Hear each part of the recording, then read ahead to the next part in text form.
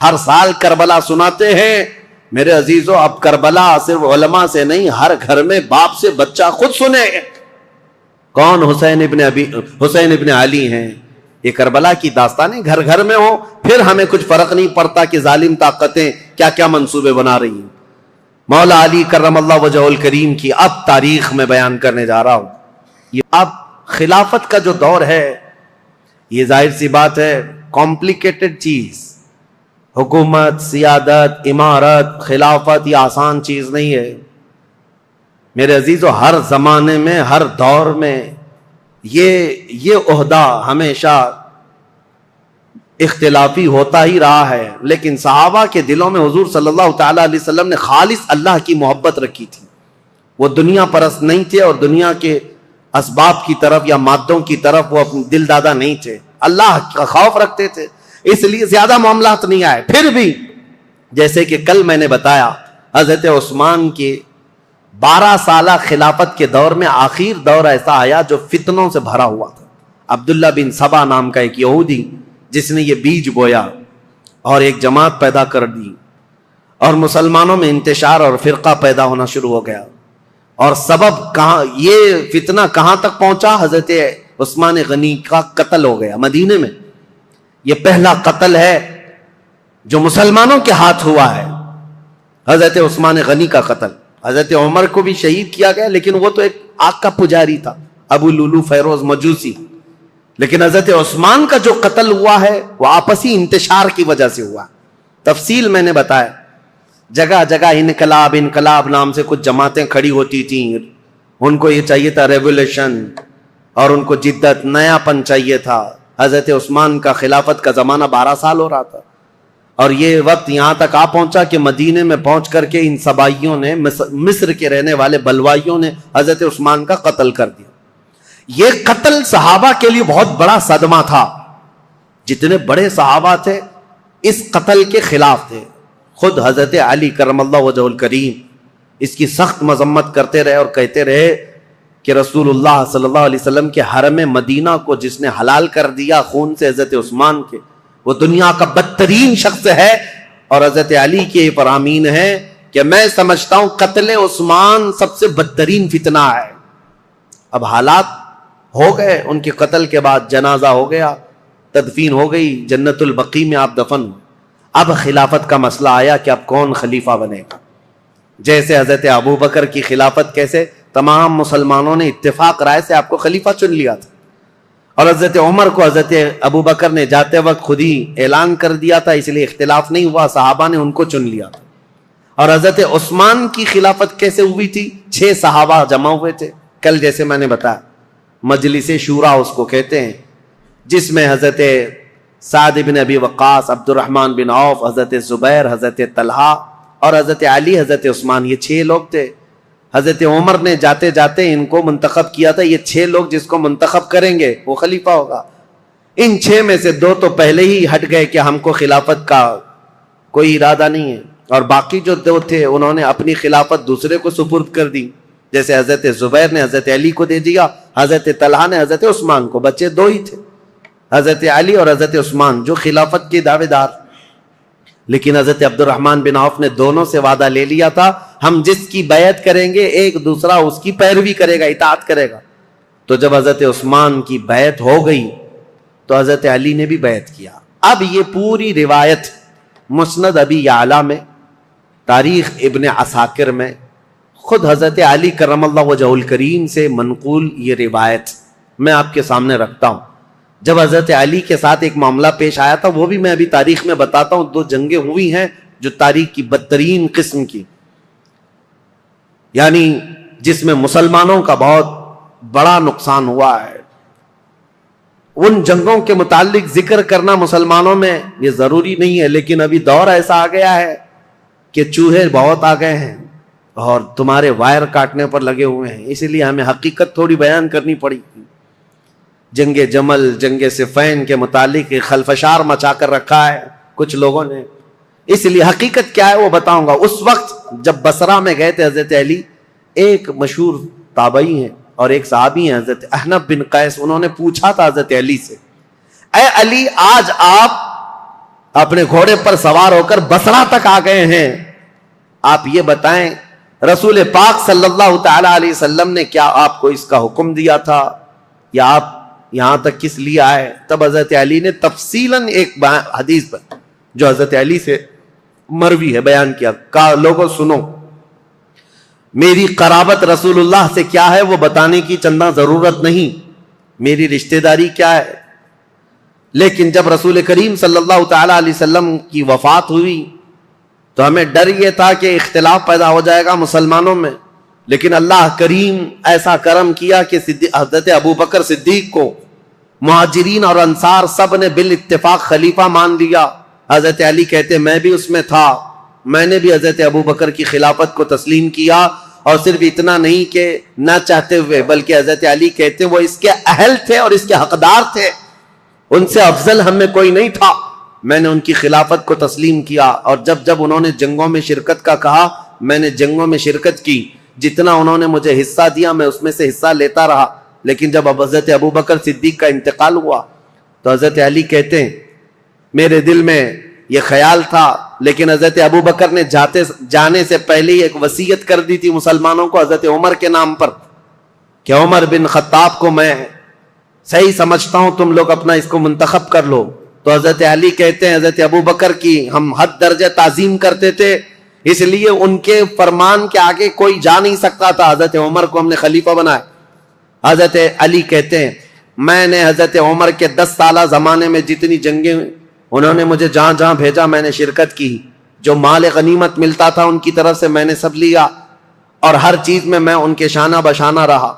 پھر جب حضرت عمر کا انتقال ہوا تو وہ کہتے ہیں کہ وہ مجلس شورا بنا کر گئے تھے 6 لوگوں کی، اس میں میں بھی تھا، اور اس میں 6 لوگوں میں جب انتخاب کرنے کی بات آئی تو 2 ہٹ گئے اور 2 نے ہمارے حوالے کر دیا. لاسٹ میں 2 بچ گئے، علی اور عثمان رضی اللہ تعالیٰ عنہما. حضرت علی کہتے ہیں چونکہ عبد الرحمن بن عوف نے مجھ سے یہ وعدہ لیا تھا، وہ 6 میں سے ایک صحابی عبد الرحمن بن عوف بھی ہیں، انہوں نے حضرت علی سے وعدہ لیا تھا اے علی اگر آپ کے علاوہ میں کسی اور کے ہاتھ میں بیعت کروں تو کیا آپ اس کے خلاف جائیں گے؟ حضرت علی کہتے ہیں ہرگز نہیں جاؤں گا، آپ جس کی بیعت کو قبول کریں گے میں بھی اس کی بیعت کو قبول کروں گا. حضرت علی کہتے ہیں جب عبد الرحمن بن عوف نے مجھ سے یہ وعدہ لیا تھا اور وعدے کے بعد انہوں نے حضرت عثمان کے ہاتھ میں بیعت کر لی تو میں اپنے وعدے کے خلاف نہیں جا سکتا، میں نے بھی حضرت عثمان کے ہاتھ میں بیعت کر لی. یہ حضرت علی کی خود بیان کردہ روایت میں آپ کے سامنے رکھ رہا ہوں. اور پھر 12 سال گزر گئے حضرت عثمان کے. حضرت علی کہتے ہیں پھر حالات ایسے سنگین ہو گئے کہ حضرت عثمان کا قتل ہو گیا، جو بالکل میرے وہم و گمان میں نہ تھا کہ قتل تک ہو جائے گا. معاملات بدل رہے تھے، فتنہ پھیل چکا تھا، لیکن اتنے سنگین حالات بن گئے کہ ان کا قتل ہو گیا جس سے ہم ہرگز راضی نہیں. اب اس کے بعد بات آتی ہے خلیفہ چننے کی. حضرت زبیر، حضرت طلحہ، یہ 2 ایسے صحابہ ہیں جو عشرہ مبشرہ میں سے رسول اللہ صلی اللہ علیہ وسلم نے جن کو دنیا میں جنت کی بشارت دی، ان میں 2 یہ ہیں. یہ صحابہ بڑے صحابہ کہلاتے تھے، مدینے میں جتنے تھے سب آئے، سب آ کر حضرت علی کے پاس کہنے لگے آپ اپنی بیعت کا اعلان کر دیں اور آپ خلیفہ ہیں. حضرت علی نے کہا مجھے اس کی خواہش نہیں، میں خلیفہ کی بجائے وزیر بننا پسند کروں گا، تم میں سے جو چاہے خلیفہ بن جاؤ. کیونکہ حالات ایسے تھے اس وقت حضرت علی کو خلیفہ بنایا جا رہا ہے جب انتشار بہت پھیل چکا تھا، امن کا دور نہیں تھا، جگہ جگہ جماعتیں کھڑی ہو گئی تھی، صبائی فتنہ، کوفہ میں الگ، بصرہ میں الگ، عراق میں الگ اور شام میں الگ اور مدینہ مکہ والے الگ. یہ حالات پر حضرت علی کو خلیفہ بنایا جا رہا ہے. حضرت علی نے منع کیا، اس کے بعد پھر لوگوں نے اصرار کیا آپ سے بہتر ہماری جماعت میں کوئی نہیں. حضرت علی کہتے ہیں جب انہوں نے اصرار کیا تو میں نے اللہ اس کے رسول کے احکام کی شرط پر اور خلفائے ثلاثہ جو گزر چکے ان کی اتباع، ان کی پیروی پر سب کی بیعت لینا شروع کیا. حضرت علی جب بیعت لینے لگے، یہ تقریباً 35 ہجری کا واقعہ ہے. حضور صلی اللہ تعالیٰ علیہ وسلم کی وفات کو 25 سال گزر چکے تھے. یہ 35ویں ہجری میں حضرت علی رضی اللہ تعالیٰ عنہ خلافت پر متمکن ہوئے مدینہ طیبہ میں. اب خلافت کا پہلا دور ہے، یعنی ابھی پہلا دن ہے. آپ بہترین خطیب تھے، حضرت علی کرم اللہ وجہ الکریم خطبہ بہت اعلیٰ دیا کرتے. خطبے کے بعد آپ یہ جو فتنہ پھیلا تھا اس کو ٹھنڈا کرنے کے لیے کوششیں فرما رہے تھے. لیکن اسی اثنا میں ہوا کیا, حضرت علی رضی اللہ تعالیٰ عنہ نے چند دنوں کے بعد بہت سخت قسم کے فیصلے لیے. اس سے معاملات اور سخت ہو گئے. کیا, آپ نے ملک شام کے گورنر امیر معاویہ رضی اللہ تعالیٰ, جو 22 سال سے گورنر تھے حضرت عمر کے زمانے سے, حضرت علی یہ کہتے تھے کہ اب ان کو گورنری سے میں معزول کرتا ہوں. حضرت امیر معاویہ کو اور مصر کے گورنر کو اور کئی جگہ کے گورنروں کو ایک ساتھ معزول کرنے کے لیٹر آپ نے جاری کر دی. جبکہ جو اکابر صحابہ تھے اس میں حضرت ابو موسیٰ اشعری, حضرت عمرو بن عاص, کئی صحابہ آ کر آپ کو مشورہ یہ دے رہے تھے کہ اس وقت یہ فیصلہ لینا اچھا نہیں, حالات بہت بگڑے ہوئے. حضرت عثمان کا قتل ہوا ہے, پہلے آپ اپنی بیعت سب سے لے لیجئے, اس کے بعد ان کے معزول کرنے کا حکم جاری کیجئے. حضرت علی نے حالات کی سنگینی کے اعتبار سے یہ خط جاری تو کر دیا, لیٹر بھیج دیا. پھر میں کہتا ہوں ادب کا دائرہ ساتھ رکھنا ہے سنیوں, تولنا نہیں صحابہ کو ادھر ادھر. حالات جو ہوئے جیسے ہوئے, لیکن وہ رسول اللہ کے صحابہ ہیں. ان کے اختلافات یا ان کے مشاجرات کو بیان کرنا ہی حرام ہے, لیکن یہاں تاریخی سچائیاں تمہارے ذہنوں میں رہیں, اس لیے میں یہ عرض کر رہا ہوں تاکہ کوئی دوسرا چوہا آ کر کے تمہیں کبھی اس کے بارے میں کبھی اس کے بارے میں نہ بیان کرتے. جیسے حضرت امیر معاویہ کو ٹرول کرتے کرتے آج اتنی گندی باتیں کہنے لگ گئے لوگ جو حقیقت میں ہے نہیں. ہاں کچھ معاملات تو ہوئے ہیں لیکن ایسے نہیں ہیں. حضرت علی نے ان کی معزولی کا لیٹر جاری کیا, حالات سنگین ہو گئے. ظاہر سی بات ہے 22 سال سے وہ گورنر تھے. اب یہاں حالات یہ ہو گئے کہ حضرت امیر معاویہ نے سب سے پہلے یہ اعلان کیا کہ حضرت علی اب خلیفہ اگر ہو گئے ہیں تو ان کی خلافت کا پہلا کام یہ ہونا چاہیے, جنہوں نے حضرت عثمان ابن عفان کو قتل کیا پہلے ان قاتلوں کو پکڑ کر قصاص لینا چاہیے. خلیفہ اسلام کا قتل ہوا ہے, عام آدمی کا قتل نہیں ہوا ہے. خلیفہ اسلام کو قتل کرنے کا مطلب اسلام کے پلر کو ہلا دینا. حضرت امیر معاویہ شد و مت سے بہت زور شور سے یہ مطالبہ شروع کر دی, اور مطالبے میں بھی اتنا کہ حضرت امیر معاویہ نے مدینے ایک قاصد کو بھیجا اور حالات معلوم کر کے حضرت عثمان کا وہ جبہ منگوایا جس میں ان کی شہادت ہوئی تھی. وہ خون سے تر بتر تھا. حضرت عثمان جس میں شہید ہوئے تھے وہ جبہ موجود تھا, اور ان کی بیوی حضرت نائلہ اس وقت موجود تھی جو حضرت عثمان کے گھر میں ان کی انگلیاں کٹ گئی تھی, بیچ بچاؤ میں یا زخمی ہو گئی تھی. ان کی کٹی ہوئی انگلیاں اور حضرت عثمان کا جبہ حضرت امیر معاویہ نے دمشق ملک شام منگوایا. اب یہ جب چیزیں آئیں تو حضرت امیر معاویہ نے منبر پر رکھ کر کے لوگوں سے کہا خلیفہ اسلام کا بے دردی کے ساتھ قتل ہوا ہے, جبکہ جو وجوہات بتائی جا رہی ہیں وہ بہت چھوٹی ہیں. حضرت عثمان نے غلطی کیا کی تھی, ان کا جرم کیا تھا جس کی وجہ سے یہ قتل ہوئے. اور یہ جبہ جیسی ہی ملک شام میں پہنچا ہنگامہ برپا ہو گیا. تقریباً 60,000 لوگ کھڑے ہو گئے یہ مطالبہ کرنے کے لیے کہ خلیفہ اسلام عثمان بن عفان کے قتل کا قصاص لینا ضروری ہے.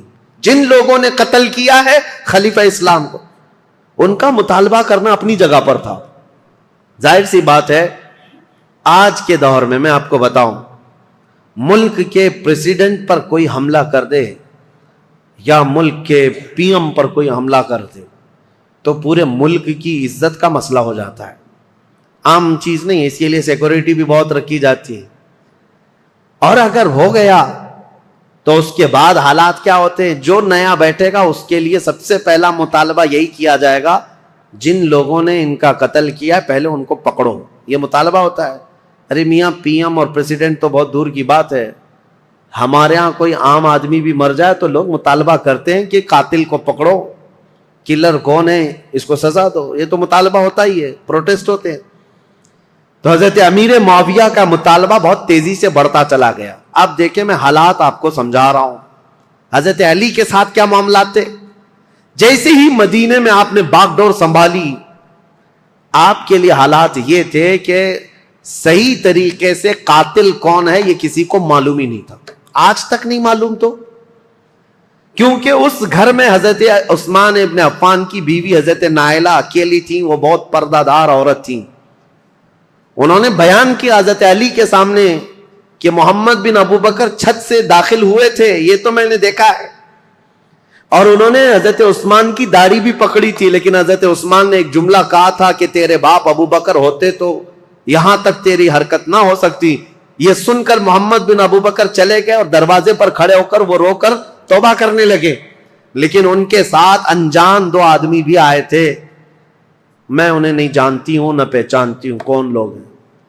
اور اس کے بعد حضرت نائلہ جو حضرت عثمان کی بیوی اس وقت جو موجود تھی، وہ کہتی ہیں قتل ہونے کے وقت میں وہاں موجود نہیں تھی، قتل ہو گیا. حضرت علی کے سامنے یہ مقدمہ ہے، بڑا سخت ہے. کسی انجان کو قتل تو نہیں کر سکتے پکڑ کر کے پوری جماعت کو. ظاہر سی بات ہے آپ موب لنچنگ بھی ہو جاتی ہے تو اس پورے موب کو جو ہے نا سزا نہیں دیتے حکومت. پرٹیکولر ایک آدمی کون ہے جو مرڈر کیا ہے اس کو پکڑنا ضروری ہوتا ہے. موب کا جو حملہ ہوتا ہے یہ سب لوگ اس میں شریک ہوتے ہیں. سزائیں چھوٹی چھوٹی ہو سکتی ہیں لیکن مرڈر کا جو جرم ہے وہ سب پر نہیں آتا. اس وقت حضرت علی کے ساتھ یہ معاملہ تھا کہ حقیقت میں قاتل کون ہے یہ نہیں معلوم.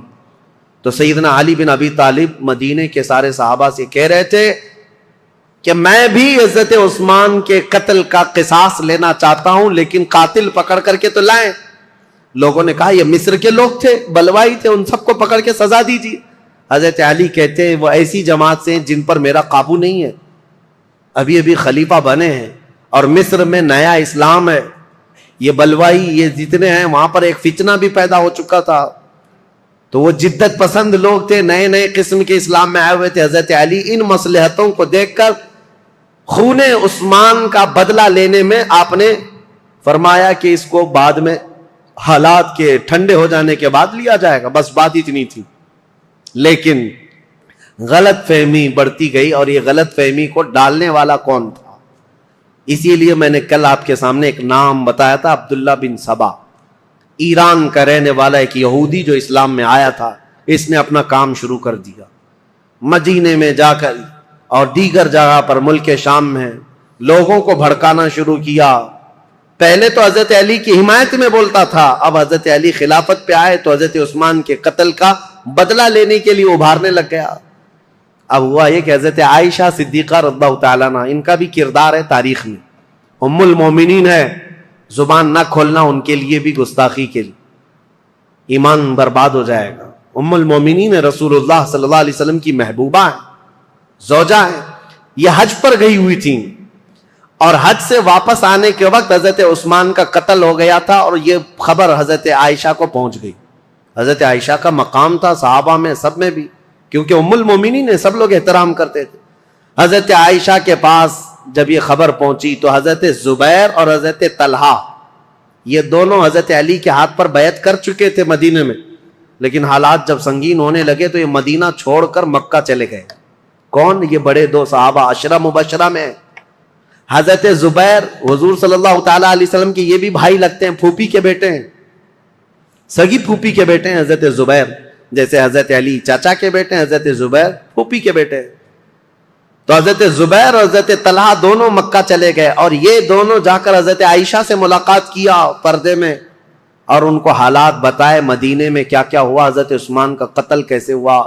حضرت عائشہ بہت جلال میں آئی، کہا ہم جانتے ہیں عثمان بن عفان کے اخلاق اور ان کی کردار کو، سارے صحابہ ان کی پاکیزگی کی گواہی دیتے تھے. حضرت عائشہ کہتی ہیں میں وہ دن بھی جانتی ہوں جب رسول اللہ صلی اللہ تعالیٰ علیہ وسلم حجرے میں بیٹھے ہوتے، کئی لوگ آتے حضور اسی طرح لیٹے رہتے، جب عثمان آتے تو حضور اپنی تہبند سے ہی کر لیتے تھے.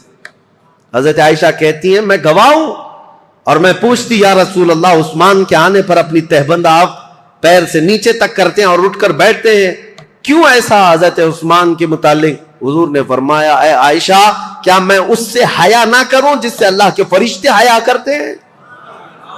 اللہ کے فرشتے جس سے حیا کرتے ہیں. میرے عزیز، حضرت عائشہ نے جب یہ کہا اور وہ جلال میں آئیں، واپس مکہ لوٹ کر آئیں، کہا جب مدینے کے حالات اتنے خراب ہو گئے تو اب کیا کرنا چاہیے؟ مکہ والوں کو جمع کر کے حضرت عائشہ نے ایک خطبہ دیا، اور اس خطبے میں آپ نے یہی فرمایا کہ عثمان بن عفان خلیفہ اسلام تھے، خلیفہ برحق تھے، ان کا قتل پورے اسلام کے لیے کلنک ہے، اس کا بدلہ تو لینا ہوگا، قصاص ضروری ہے، ورنہ اسلام پر یہ دھبا ہمیشہ کے لیے رہ جائے گا۔ حضرت عائشہ کی تقریر پر جوش آیا لوگوں میں، اور پھر مکہ والے بھی جمع ہو گئے۔ مکہ والوں نے سب آ کر کے حضرت عائشہ سے کہا کہ یہ بدلہ لینے کا طریقہ کیا ہے؟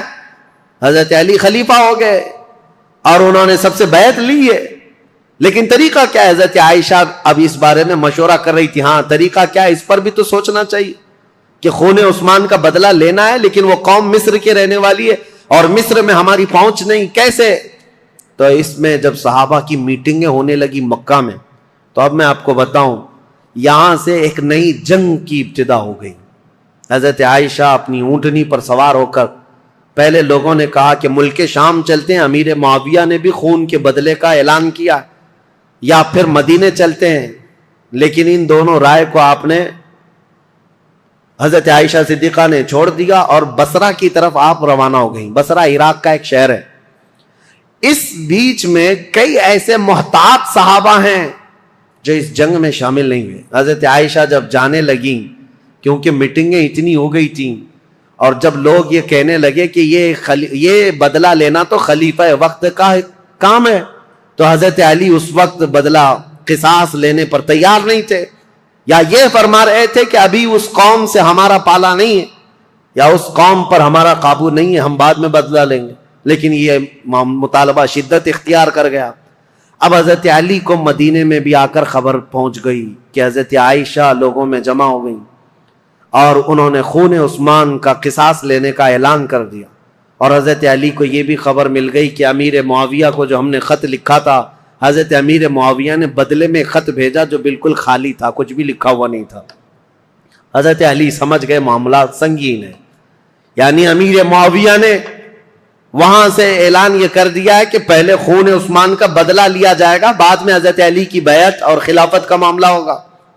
اب یہ بظاہر ٹکراؤ والی صورت ہے، ایک طرف سے مطالبہ ہے شدت سے بدلہ لینے کا، اور ایک طرف حضرت علی مصلحت کو دیکھ رہے تھے، حکمت کو دیکھ رہے تھے۔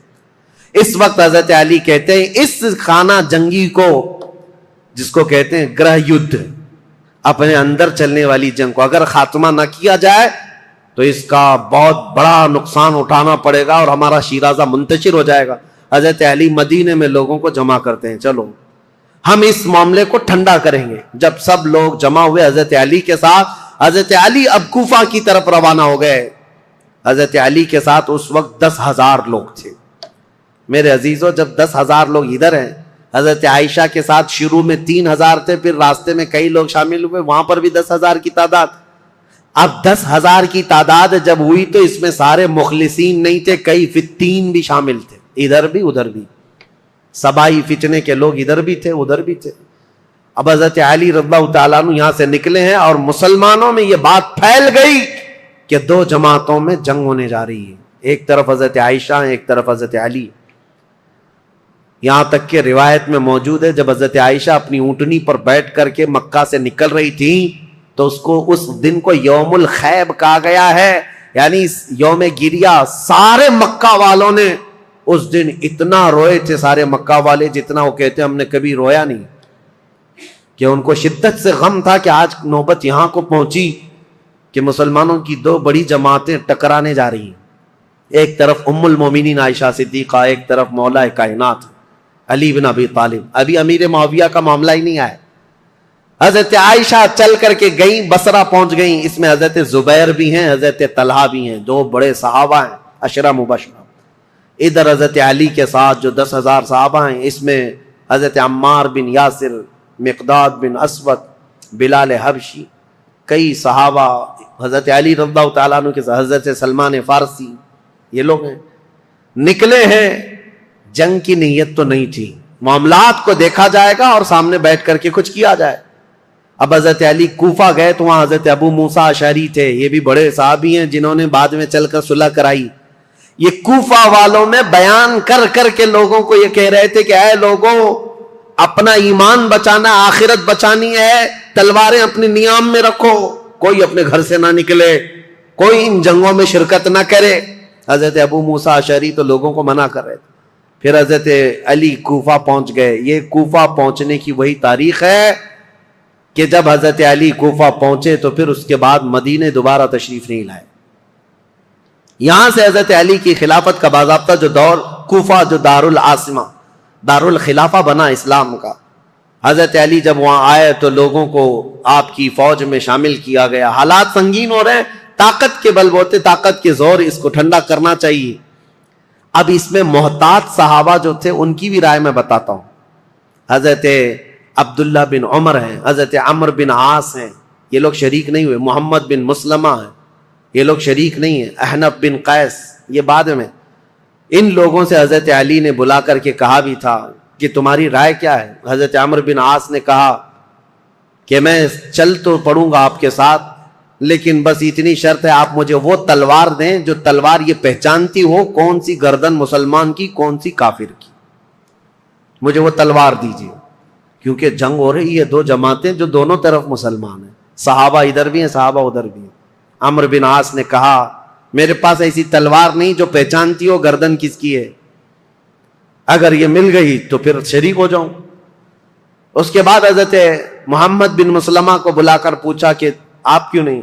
کہا میں نے رسول اللہ صلی اللہ تعالی علیہ وسلم سے سنا تھا, میرے آقا نے فرمایا تھا محمد بن مسلمہ اس تلوار کو کبھی نیچے ہونے نہیں دینا, اعلاء کلمت الحق کے لیے استعمال کرنا, اور جس دن یہ نوبت آ جائے کہ یہ تلوار تجھے کسی مسلمان پر اٹھانی پڑے تو احد پہاڑ کے پاس جا کر کسی پتھر پر تیری تلوار توڑ دینا. محمد بن مسلمہ کہتے ہیں کل رات جا کر میں نے اپنی تلوار توڑ دی. آج نوبت یہاں پہنچ گئی ہے کہ ہمیں تلوار اٹھانی پڑ رہی ہے, میں تو تلوار توڑ چکا ہوں. حضرت عبداللہ بن عمر, انہوں نے بھی یہی کہا کہ میں فرق نہیں کر پاؤں گا کہ کون حق پر ہے کون کس پر ہے, اسی لیے میں اس میں شریک نہیں ہوں. کچھ محتاط صحابہ ان میں نہیں آئے, لیکن حضرت علی جب سفر پر روانہ ہو, یاد رکھو مسلمانوں ایمان کی حفاظت اسی میں ہے, دونوں جگہ کا بیلنس برقرار رکھو, ام المومنین کا بھی مولا کائنات کا بھی, دونوں رسول اللہ کی قرابت دار ہیں, رشتہ دار ہیں. حضرت عائشہ صدیقہ جب آئیں تو اب مشورے ہو رہے تھے, میٹنگیں ہو رہی تھی, ان کے خطبے اتنے پر اثر تھے کہ لوگ جمع ہوئے. جب وہ بصرہ میں گئی تو 12,000 لوگ جمع ہوئے. کہا کہ نہیں حق پر ہیں, خون عثمان کا بدلہ لینا چاہیے.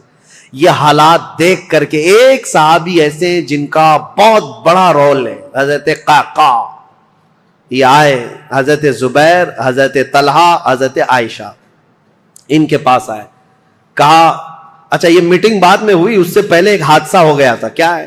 بصرہ میں جیسی حضرت عائشہ پہنچی تو بصرہ کے جو گورنر تھے وہاں پر, تو جو گورنر تھے وہ حضرت علی کی طرف سے تھے, عثمان بن حنیف. انہوں نے کیا کیا کہ راستہ روکنا ہے ان کا, یہ تو لڑنے کے لیے آئے, تو انہوں نے فوراً ہی جنگ شروع کر دی, جبکہ حضرت علی کے آنے کا انتظار کرنا تھا. تو عثمان بن حنیف نے لوگوں کو اتار دیا, اور جنگ جیسی خالی راستہ روکنے کے لیے شروع ہوئی تھی اس میں 700 لوگ مارے گئے بصرہ کے.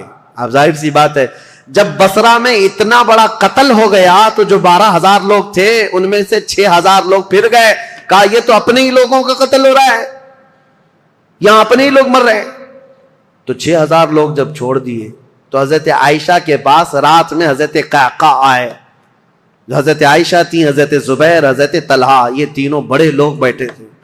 حضرت قعقاع آئے اور کہا دیکھیں کیا حالات بدلتے ہوئے یہاں تک نہیں پہنچے, آپ لوگ تو نکلے تھے عثمان بن عفان کے قتل کا بدلہ لینے کے لیے, لیکن مسئلہ یہاں تک پہنچ گیا کہ جو گورنر بصرہ کے ہیں انہوں نے راستہ روکا, اور ان کے راستہ روکنے کی وجہ سے جو جنگ ہوئی اس میں 700 لوگ مارے گئے. اب ان 700 لوگوں کے مارے جانے کا بدلہ اب کس سے لیا جائے گا, ان کا قصاص کس سے لیا جائے گا؟ اب آپ کے ایک ایک فوجی سے وہ قصاص لینا پڑے گا, اتنے مر گئے. تو ڈائیورٹ ہو جائے گا مسئلہ, کہاں آپ کس کام کے لیے نکلے تھے اور کس کام میں آ گئے. کل کو اگر گورنر بصرہ کے عثمان بن حنیف کا قتل ہوتا ہے تو پھر یہ مطالبہ بدل جائے گا. اب آپ کے بارے میں بھی لوگ یہ کہیں گے تم تو نکلے تھے عثمان بن عفان کے قتل کا بدلہ لینے کے لیے، لیکن تم نے اپنے ہاتھوں سے بصرہ کے گورنر کا قتل کیا، اب ان کا قصاص ہم آپ سے لیں گے، بات تو برابر ہو جائے گی۔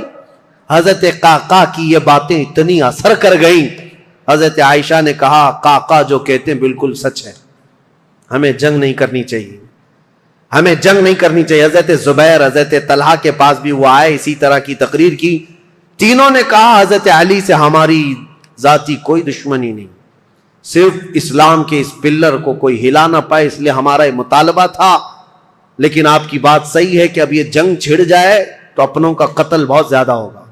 تو حضرت قعقاع سے ان تینوں نے کہا جو باتیں آپ نے ہم سے کی ہیں یہی باتیں علی بن ابی طالب سے بھی کرو، اگر وہ بھی راضی ہیں یہ مصالحت کے لیے تو جنگ کی ضرورت ہی نہیں۔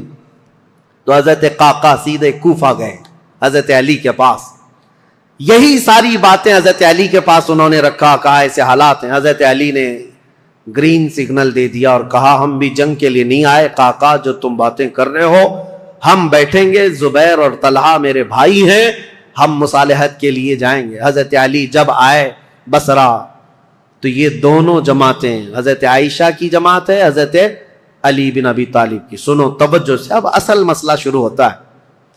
رات کو میٹنگیں ہوئی مصالحت کے لیے، حضرت قعقاع کبھی ادھر گئے کبھی ادھر گئے، دونوں نے رات میں ایگریمنٹ بھی لکھ لیا۔ حضرت زبیر خود چل کر کے حضرت علی کے پاس آئے، حضرت علی سے گفتگو کرنے سے پہلے ہی حضرت علی نے ان سے پوچھا اے زبیر تمہیں یاد ہے رسول اللہ صلی اللہ علیہ وسلم نے ایک مرتبہ میں بھی تھا اور تم بھی تھے، سنو حضرت علی حدیث سنا رہے ہیں، حضرت زبیر کو یاد دلا رہے ہیں، کہا میں بھی تھا تم بھی تھے، رسول اللہ نے تم سے یہ نہیں کہا تھا اے زبیر ایک دن تم علی سے لڑو گے اور علی حق پر ہوں گے، ایک دن تم علی سے لڑو گے اور علی حق پر ہوں گے؟ تو حضرت زبیر نے کہا سچ کہا علی تو نے، میں نے رسول اللہ سے سنا تھا۔ کہا حضرت زبیر اسی دن وہاں سے کہتے میں لڑنا نہیں چاہتا تم سے، نکل گئے۔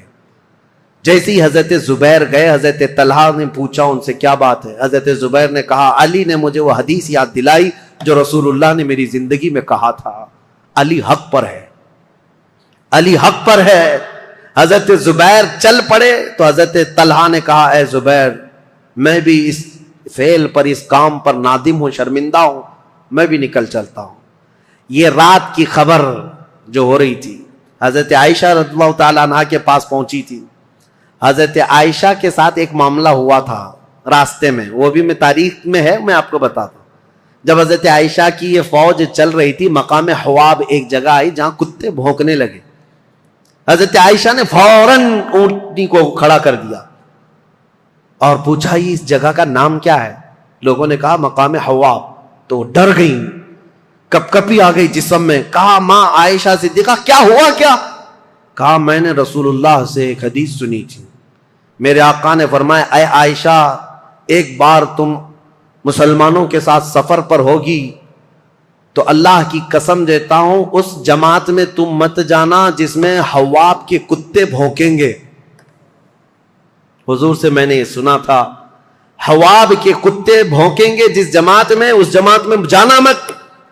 حضرت عائشہ نے کہا کہ اگر یہاں حواب کا مقام ہے تو کتے بھونک رہے ہیں اور میں نہیں چاہتی کہ اس جماعت میں ہوں۔ یہ بصرہ آنے سے پہلے کی بات ہے، لیکن کیا بتائیں جماعت میں فتنہ انگیزی کرنے والے جو سبائی لوگ تھے ان میں 40 لوگ ایسے آئے جنہوں نے اللہ رسول کی قسم اٹھائی، قرآن کی قسم اٹھا کر کہا یہ حواب کا مقام ہے ہی نہیں، حواب ہے نہیں، یہ دوسری جگہ ہے، یہاں کے کتے روز بھونکتے رہتے۔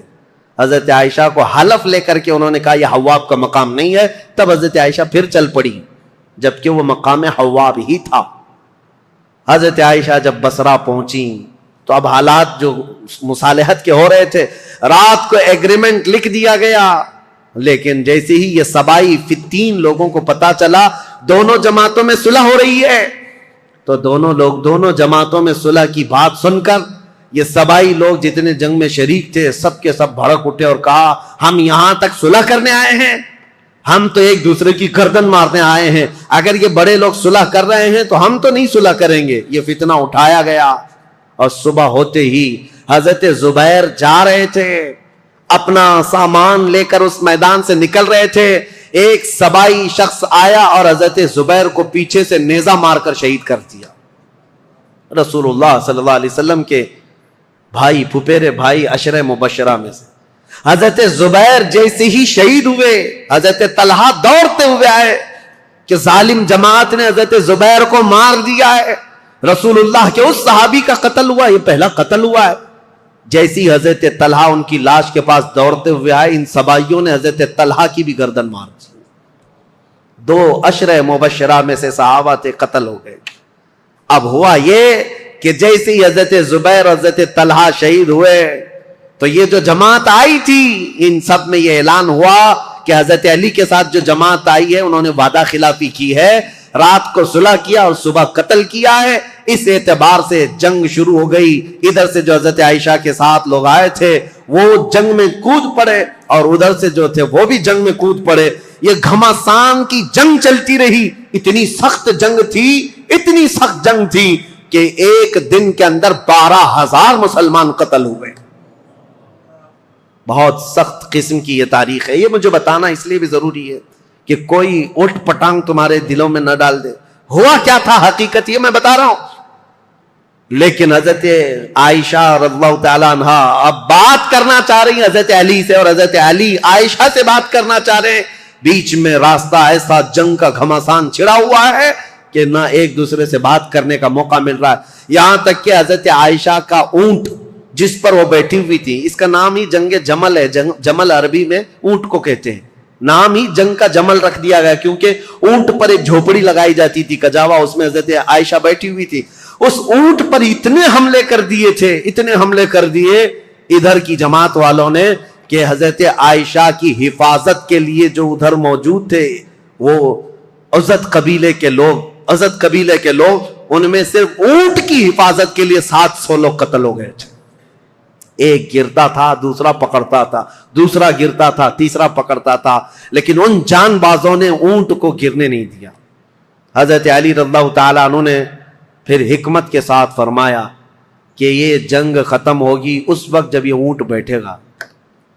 تو اپنی ایک معتمد جماعت کو جو اہل حق تھے ان کو بھیجا کہ جاؤ تم کسی نہ کسی طرح سے اونٹ کو نیچے پیروں کی طرف سے کچھ زخمی کر دو یا کسی طرح اونٹ بیٹھ جائے. وہ گئی ایک جماعت حضرت علی کی طرف سے, جنگ کے لیے نہیں. انہوں نے کسی نہ کسی طرح اونٹ کو بٹھا دیا. جیسے ہی اونٹ بیٹھ گیا ام المومنین نیچے آئیں. اگر حضرت عائشہ صدیقہ کے ساتھ کچھ بھی ہو جاتا امت میں بہت بڑا فتنہ ہوتا. رسول اللہ کی زوجہ کے ساتھ اگر کسی نے ہاتھ بھی لگایا ہوتا اس وقت بڑا مسئلہ ہوتا. حضرت علی کے لیے کتنا بڑا چیلنج تھا یہ, ان کی خلافت کے دور کا سب سے بڑا چیلنج ہے.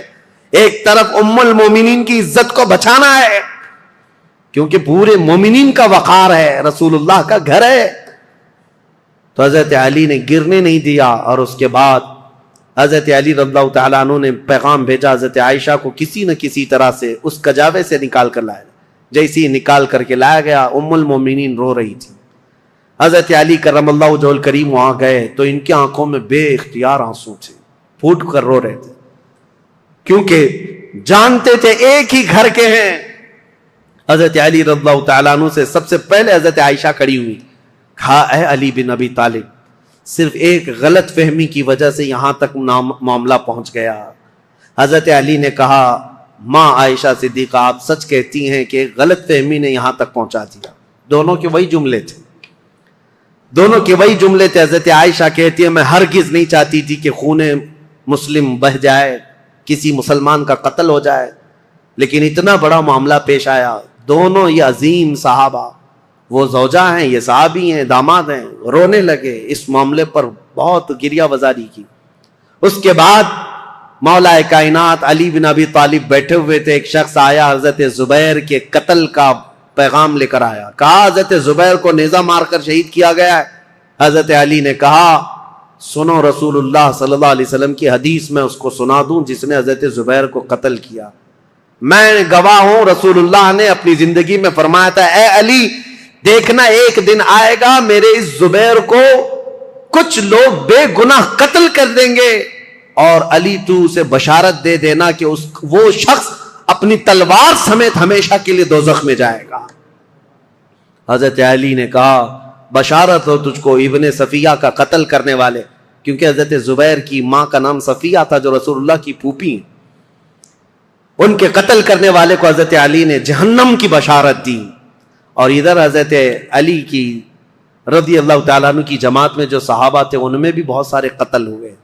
لیکن میرے عزیزو، یہ غلط فہمی شیطان کی طرف سے ڈالی ہوئی سبائی فتنہ کتنا ڈینجر ہے آپ کو میں بتاؤں۔ اسی لیے کفار و مشرکین سے لڑنا آسان ہے، لیکن جماعت میں موجود غداروں سے اور منافقین سے لڑنا بہت بڑا چیلنج ہے، بہت بڑا چیلنج ہے۔ اسی لیے ہمیشہ سترک رہو، ہمیشہ محتاط رہو کہ تم اس دین پر قائم رہو جس پر اللہ اور اللہ کے رسول نے اپنے صحابہ کو چھوڑا ہے۔ اس کے علاوہ کوئی دوسرا راستہ امن والا ہے نہیں۔ یہ جنگ جمل ہے، اس کے بعد دونوں کے درمیان مصالحت ہو گئی، اور پھر حضرت علی رضی اللہ تعالیٰ عنہ کوفہ واپس چلے گئے، حضرت عائشہ صدیقہ رضی اللہ تعالیٰ عنہ واپس مکہ مکرمہ آئیں۔ یہاں تک کہ میں آپ کو بتاؤں، حضرت عائشہ جب نکلی تھی تو حضور کی ساری بیویاں، حضور کی ساری ازواج حضرت عائشہ کے ساتھ جا رہی تھی، لیکن جب حضرت عائشہ بصرہ جانے لگی تو حضور کی ساری ازواج وہاں سے نکل پڑی، کوئی ساتھ نہ آئی۔ اب اس معاملے کو میں آپ کے سامنے رکھتا ہوں میرے عزیزو، اے سنیوں۔ پہلی بات تو یہ ہے، ہم میں سے کوئی اس لائق نہیں کہ ان دو جماعتوں میں کسی ایک کو کے لیے فیصلہ کر سکے۔ کیا آپ میں سے کسی کی اہلیت ہے؟ کوئی اس لائق ہے کہ کبھی حضرت علی کے بارے میں فیصلہ دے یا حضرت عائشہ کے بارے میں فیصلہ دے؟ جب تمہیں پتا ہے میری حیثیت ہے ہی نہیں۔ ارے ماں باپ لڑ جائیں تو بچے کی یہ حیثیت نہیں ہوتی کہ وہ ماں باپ میں فیصلہ کرے، وہ تو امت کے ان کبار لوگوں کی بات ہے جو رسول اللہ کی شرف صحابیت حاصل کیے ہوئے ہیں۔ پہلی بات اپنی زبان کو لگام دینا۔ یہ ہوا تھا تو یہاں ایسا نہیں ہونا تھا، وہاں ایسا نہیں ہونا تھا۔ یہ کوئی گھر کا حادثہ نہیں ہے، کسی گلی محلے کا حادثہ نہیں ہے۔ یہ دو جماعتیں صحابہ کی، دونوں جماعتیں جن کے متعلق قرآن کی آیتیں ہیں، رضی اللہ عنہم ورضوا عنہ، اللہ ان سے راضی ہوا اور وہ اللہ سے راضی ہیں۔ وَكُلًّا وَعَدَ اللَّهُ الْحُسْنَى 27 پارے کی آیت ہے، اللہ نے فرمایا ان سب سے اللہ نے جنت کا وعدہ فرمایا، جنت کا وعدہ فرمایا۔ غلط فہمی سے ہونے والی یہ جنگ، اگرچہ کئی مسلمانوں کا قتل ہوا، لیکن اس پر اللہ کریم کی بارگاہ میں فیصلہ ہوگا، اور رب العالمین احکم الحاکمین یوم قیامت یہ فیصلہ فرمائے گا۔ اور اسی لیے اے لوگوں، اپنی زبانیں دراز کر کے خود فیصلہ دے کر کہیں تم اپنے ایمان کو خراب مت کر لینا، کہیں اپنی آخرت کو خراب مت کر لینا۔ اب آئندہ سے میں آپ کو بتاؤں، جنگ جمل اور اسی طرح کے حضرت امیر معاویہ کے ساتھ ایک جنگ ہو گئی، جنگ صفین۔ اس کو تذکرے کی ضرورت نہیں، لیکن حقیقت میں وہاں پر بھی یہی غلط فہمی ہوئی تھی۔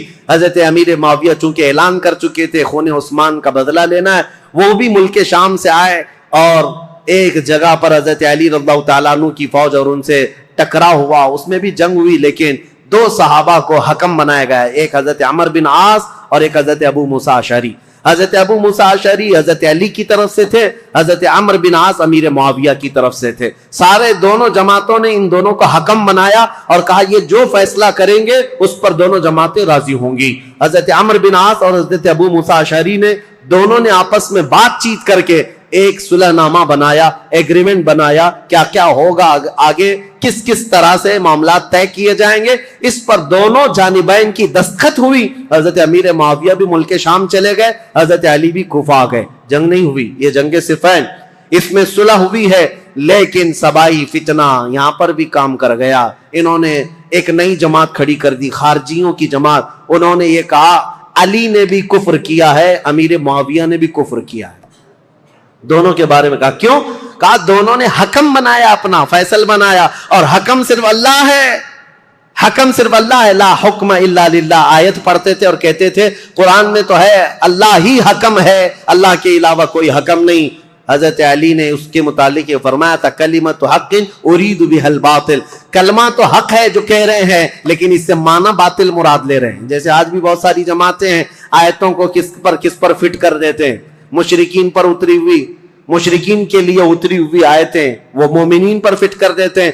خارجی ایک جماعت تیار ہوئی جو حضرت امیر معاویہ کی بھی دشمن، حضرت علی کی بھی دشمن۔ ان لوگوں نے یہ فتنہ اٹھایا کہ یہ دونوں جماعتیں کافر ہو گئی، ہم اپنی جماعت لے کر الگ ہوتے ہیں۔ اور یہ جماعت ایک پھر نہیں بنی، شیعہ حضرات کے بعد ایک خارجی جماعت، اور یہ جب کافر خود ہو گئے، ظاہر سی بات ہے رسول اللہ کے 2 صحابہ کو کافر کہنا خود کافر ہونا ہے. یہ جماعت نکلی، حضرت علی نے ان سے بھی مقابلہ کیا مقام نہروان میں، اور جتنے خارجی تھے یہ اتنے سخت ہو گئے تھے کہ جو بھی مسلمان گزرتا تھا اس کا پورا مال لوٹتے تھے اور اس کو جلا دیتے تھے. حضرت علی کی دشمنی میں مسلمانوں کے دشمن ہو گئے، تو پھر حضرت علی نے ان کے ساتھ مقابلہ کیا اور وہ جتنے خارجی ہوئے تھے ان کو قتل کیا. چند خارجی بچ کر کے وہاں سے نکل کر بھاگے اور انہوں نے اپنی الگ الگ جماعتیں بنائی.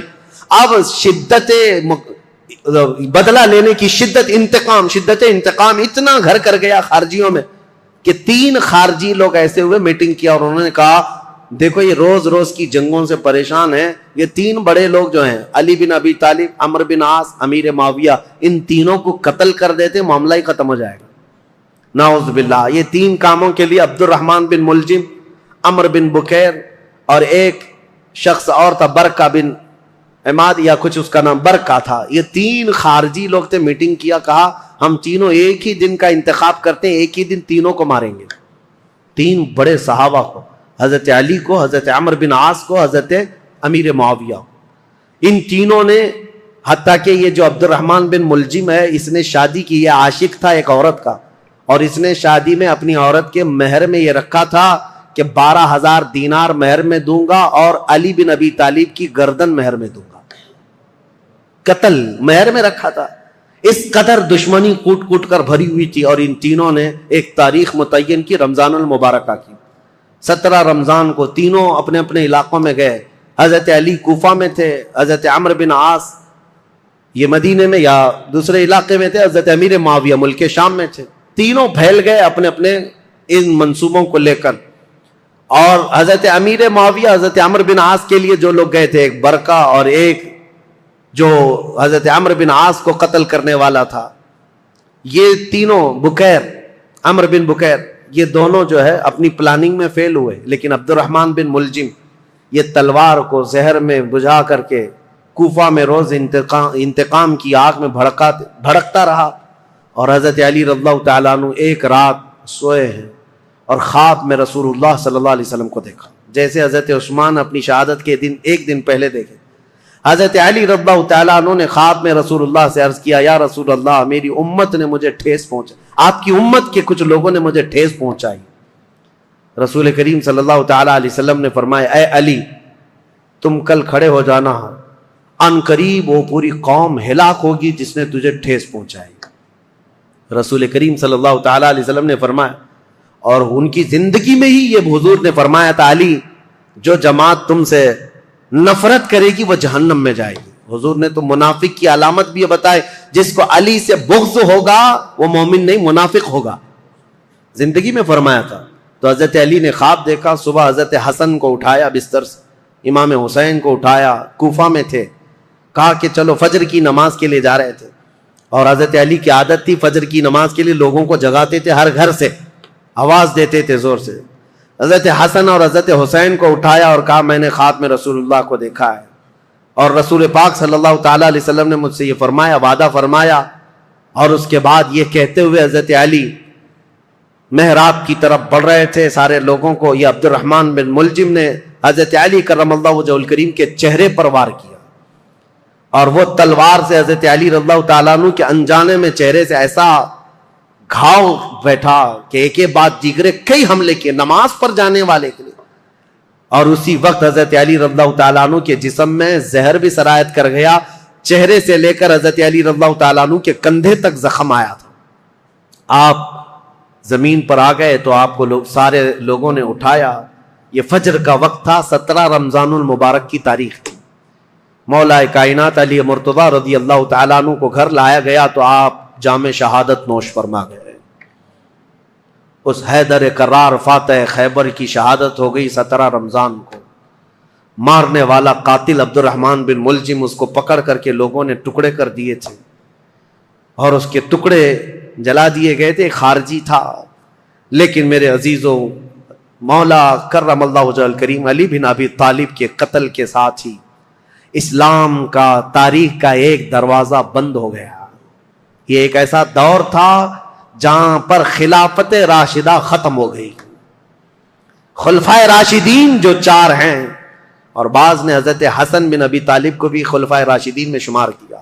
اب میں یہاں تاریخ کو روک دیتا ہوں اور عرض کرتا ہوں، میرے آقا نے فرمایا تھا کہ میرے بعد 30 سال خلافت ہوگی، الخلافت بعدی 30 ثم الملوک، 30 سال میرے بعد خلافت ہوگی اور اس کے بعد بادشاہت آ جائے گی۔ اب حساب کرو، سیدنا ابو بکر صدیق کا زمانہ 2.5 سال کا، 2 سال کچھ مہینے۔ حضرت عمر فاروق رضی اللہ تعالیٰ عنہ کا زمانہ 10 سال، کتنے ہوئے؟ 12.5 سال۔ حضرت عثمان بن عفان رضی اللہ تعالیٰ عنہ کا زمانہ 12 سال، کتنے ہوئے؟ 24.5 سال۔ حضرت علی بن ابی طالب رضی اللہ تعالیٰ عنہ کی خلافت کا کل زمانہ 5 سال کچھ مہینے تھا، کتنے ہوئے؟ 29.5 سال۔ 6 مہینے بچے تھے جس میں حضرت امام حسن خلیفہ ہوئے تھے۔ اسی لیے بہت سارے مفسرین محدثین یہ کہتے ہیں وہ بھی خلفائے راشدین میں شامل ہیں۔ 6 مہینے کے بعد انہوں نے خلافت امیر معاویہ کو دے دی تھی، لیکن خلافت کا دروازہ یہاں پر جو راشدہ ہے، خلافت راشدہ بند ہو گیا، خلفائے راشدین کا وہ سنہرا دور ختم ہو گیا۔ عزیزان گرامی، اسلام کی تاریخ کی وہ سچائیاں ہیں جو ہر جوان کو سننا چاہیے۔ 17 رمضان کو کوفہ والے کہتے ہیں بدلیاں ایسی چھا گئی تھیں، لگتا تھا کہ لوگ تو لوگ ہیں، آسمان بھی رو پڑا ہے علی بن ابی طالب کی شہادت میں۔ حضرت علی کرم اللہ وجہہ الکریم کا جسد خاکی لایا گیا، امام حسن نے نماز جنازہ پڑھائی، امام حسین نے غسل دیا تھا، اور آپ کو کوفہ شہر کے اسی مسجد کے کنارے دفن کیا گیا تھا۔ بعض روایات میں ہے آپ کے جسد مبارکہ کو لوگوں سے چھپا کر کے رکھا گیا تھا، کیونکہ خارجی جو جماعت تھی وہ اتنے شدید قسم کی نفرت کر رہے تھے کہ کہیں قبر کو اندھیرے میں کھود کر توہین نہ کریں، بے حرمتی نہ کریں۔ مولا کائنات علی مرتضیٰ رضی اللہ تعالیٰ عنہ کی قبر مبارکہ کو چھپایا گیا تھا، لیکن بہت ساری روایتیں بتاتی ہیں مقام نجف اشرف جو کوفہ کا حصہ تھا جہاں مولا علی کو دفن کیا گیا، آج بھی امیر المومنین کا دروازہ بڑی شان کے ساتھ کھلا نظر آتا ہے، اور ان کی تربت انور پر جب جھنڈا لہراتا ہے تو میرے عزیزوں کئی مرتبہ نجف جانے کا موقع ملا، کئی مرتبہ عراق گیا، جب بھی اس لہراتے ہوئے جھنڈے کو دیکھتا ہوں تو خیبر یاد آ جاتا ہے۔ مولا کائنات کی وہ تلوار کی شکلیں لٹکائی گئی ہیں، اگرچہ شیعہ لوگوں کی وہاں پر حکومت ہے، لیکن حیدر کرار کے دربار میں جاتے ہیں تو دل ہچکونے لینے لگتا ہے اور بدن میں کپ کپی آتی ہے۔ اس دربار میں آئے ہیں جس نے خیبر کے پھاٹک کو ایک ہاتھ سے اکھاڑ کر پھینکا تھا، جس نے اسلام کی تاریخ میں ایک نیا دروازہ کھولا تھا، جس کو رسول اللہ نے اپنی وفات کے وقت تک پسند کیا تھا۔ آپ کو پتا ہے پیدا ہوئے علی، حضرت علی جس دن پیدا ہوئے رسول اللہ نے اپنا لعاب پاک ان کو چٹایا تھا۔ روایات یہ ہے حضرت علی نے آنکھیں کھولی نہیں تھی، سب سے پہلے آنکھیں کھولی تو دیکھا تو چہرے رسول کو دیکھا تھا۔ رسول کریم صلی اللہ تعالی علیہ وسلم کے گھر میں پرورش پائے، اپنے باپ کے گھر میں نہیں، رسول اللہ کے گھر میں۔ جب رسول اللہ نے اسلام کی دعوت دی، سب سے پہلے اسلام لانے والے علی بن ابی طالب تھے۔ جنگوں میں ہر جگہ شریک، بدر میں بڑھ کر مقابلہ کرنے والے، احد میں حضرت علی کے جسم پر 18 زخم ایسے تھے جن ہر زخم سے خون رستا تھا۔ صحابہ کہتے ہیں ہم کہتے تھے علی کو کہ زخموں کی پٹی کر لو، لیکن وہ دوڑے جاتے تھے کہ میں رسول اللہ کو دیکھ لوں۔ میدان جنگ میں اس طرح ثابت قدم رہنے والے۔ ایک مرتبہ لوگوں نے کہا حضرت علی ان کے پنڈلی میں ایک تیر ایسا چبھ گیا تھا کہ نکالتے تو گوشت نکل آ جاتا تھا، آپ نکالنے نہیں دے رہے تھے۔ لوگوں نے کہا علی بن ابی طالب کی اس پنڈلی سے تیر اس وقت نکالو جب یہ نماز پڑھنے کے لیے چلے جائیں، اس لیے کہ نماز میں ایسے مح ہو جاتے تھے، دنیا و ما فیہا سے بے خبر، دنیا میں ہو کیا رہا ہے، کیونکہ وہ اپنے خالق کائنات کے رب کے حضور سجدہ کرتے۔ جو لوگوں نے یہ کہا حضرت علی جیسی نماز کے لیے رکعت باندھے، ان کی پنڈلی سے یہ تیر کھینچ کر نکالا گیا، اس تیر کے ساتھ گوشت بھی نکل کر کے آ گیا، لیکن ان کی نماز نہیں ٹوٹی، نماز مکمل کیا۔ سلام پھیرنے کے بعد لوگوں سے پوچھا کس نے میری پنڈلی سے تیر نکالا اور کس وقت نکالا، مجھے تو خبر ہی نہ ہوئی۔ وہ حیدر کرار کی نماز تھی۔ رسول اللہ کے ساتھ ہر گھڑی رہنے والے حضور صلی اللہ تعالی علیہ وسلم نے اپنی عزیز لخت جگر فاطمۃ الزہرا کے لیے کسی کو منتخب کیا تھا، وہ علی بن ابی طالب کو منتخب کیا تھا۔ اور یہ بات بھی بتا دوں، رسول اللہ نے اپنے جانے کے وقت جن لوگوں کا نام فرمایا تھا کہ میں ان لوگوں سے راضی ہوں، وہ کون لوگ تھے جن کے ناموں میں حضرت علی کا نام تھا؟ حضور نے فرمایا میں ان سے راضی ہوں۔ وفات کے وقت بھی رسول اللہ ان سے راضی تھے، اور حضور صلی اللہ تعالی علیہ وسلم کے پردہ کرنے کے بعد جو سعادت حاصل ہوئی حضرت علی کو، حضور صلی اللہ تعالی علیہ وسلم کا کفن حضرت علی نے باندھا تھا، تجہیز و تکفین آپ نے فرمائی تھی، اور رسول کریم صلی اللہ تعالی علیہ وسلم کو آخری مرتبہ قبر انور میں جو اتارا گیا ہے، اس قبر میں اترنے والے بھی علی بن ابی طالب تھے۔